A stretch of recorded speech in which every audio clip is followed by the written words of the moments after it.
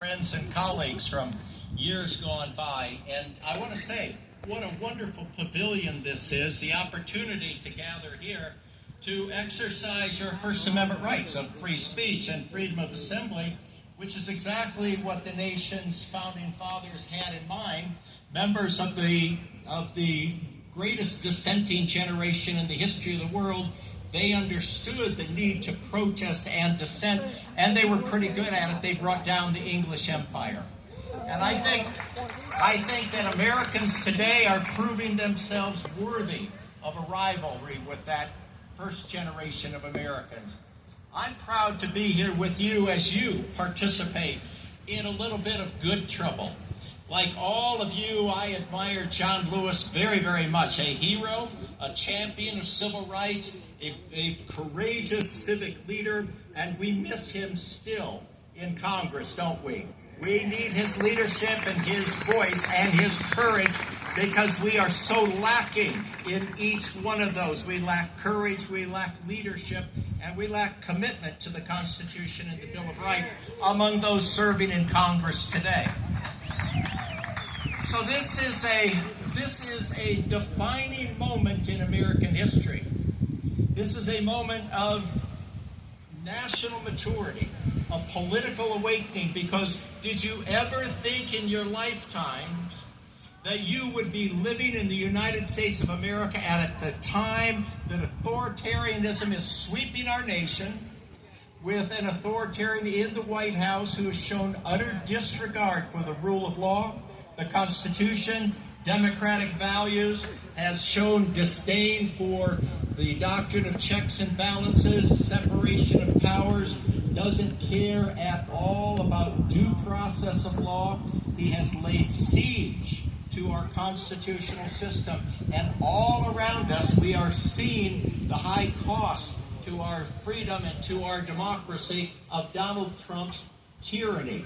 And I use that term deliberately because when James Madison wrote in Federalist 51 about the very definition of tyranny, he said it consists of the concentration of all governmental power in the hands of a single department. And so I don't want us to shrink from the use of that term tyranny. I don't think we should shrink from the use of the term authoritarianism or fascism, because if we shrink from speaking truth to power, then the day will come and we have no capacity to challenge power. And that's why it's so important to speak truth to power and to use the proper terms. If James Madison, who was justly known as the father of the Constitution, could speak for his colleagues in the Constitutional Convention, as he surely did, and he would describe tyranny in the way that I just did, then all we have to do is to examine our political landscape at this hour, on this day in American history, and we see very clearly that Trump has usurped the fundamental constitutional powers of Congress. He has aggrandized the lawmaking power, the appropriations power, the appointment power. He has dared to create governmental departments and offices when the Supreme Court said at the dawn of the Republic that only Congress may create a department and an office. And when Trump proceeded to create that dreaded Department of Governmental Efficiency that we know as DOGE, which has inflicted great harm on numerous federal agencies, which in turn has inflicted great harm across the country, in each and every state, here in Idaho, because it is robbing our precious national treasures known as National Public Radio and public broadcasting of those dollars that we need to dispense knowledge and truth to the American people. We gain just a very quick glimpse at the impact Look like your mama. what You're so happens pretty like your mama. when a president usurps power and when Congress, a quiescent Congress, is on its knees and does not stand up for its own constitutional powers. It won't defend its turf. It won't defend its constitutional powers. It will not discharge its responsibilities and powers that they took an oath to do What does an oath mean to people in the majority party in the United States Congress, in the House and the Senate? And to put a fine point on this, it is in fact the GOP majority party that is engaging in the worst kind of fawning, servile behavior that this nation has ever witnessed by any session of Congress. By any session of Congress. The reality here is that the framers of the Constitution expected that the doctrine of checks and balances would be sufficient to prevent the concentration of power in any one department of government, and clearly be sufficient to prevent the rise of tyranny.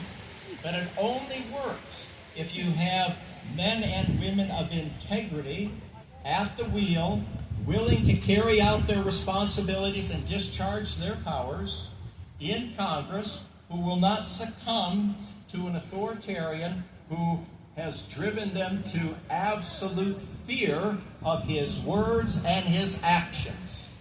We ask then, where do we find the courage, the backbone of a John Lewis that we so sorely need? We don't find it in the majority party in the United States Congress today, and this is allowing Donald Trump to run roughshod over the Constitution.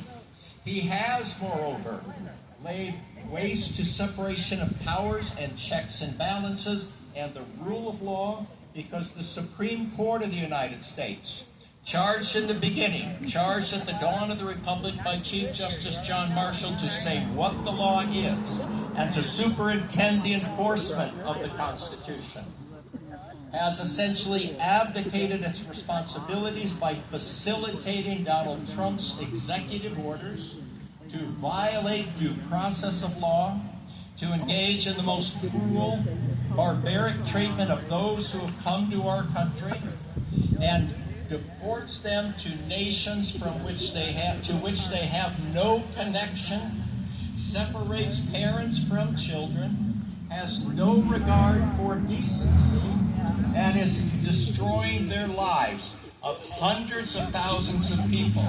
And the Supreme Court said, all you have to do is give those people a little bit of notice in the name of due process. But here I say shame on the Supreme Court, because shame on the Supreme Court, because it has fallen down in the face of its responsibility as charged by Marshall to uphold the Constitution.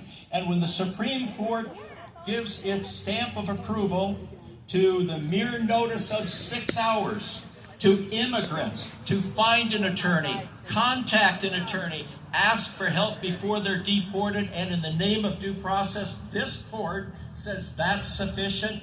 This court has betrayed its constitutional responsibility. And it has not been up to the task of defending due process of law, which is so critical to all of us, because while we may feel safe in this spot, here and now, if in fact a president in the White House can order ICE to abduct people, dispatch with them, make them disappear, through the growth of that power and the sheer unbridled ambition of this president, nobody is safe. Nobody is safe. It doesn't matter what the color of your skin is. Nobody is safe. Because what has happened here is that ICE has become the largest law enforcement organization in our country. That's right. It has become the largest law enforcement agency in the United States, more than double the size of all other law enforcement agencies combined. And that doesn't even tell you the beginning of this, because Congress has just allocated tens of billions of dollars to ICE so that it can grow and hire hundreds of thousands of more people. And don't be under the mistaken impression that they're simply going to stop by arresting brown-skinned people under the misapprehension, as the border czar said, we can seize them based on the color of their skin. That's what he said. We can approach people based on the color of their skin. Have you ever heard of such an affront to the Constitution, to due process, to equal protection? We're talking sweeping racial profiling by the largest governmental agency engaged in lawmaking. That's what we're facing now. And I don't think I have to draw historical parallels for you to understand what the consequences are to a democracy, to a free nation, when an authoritarian leader, whether in Germany in the 1930s or in Italy under Mussolini or elsewhere,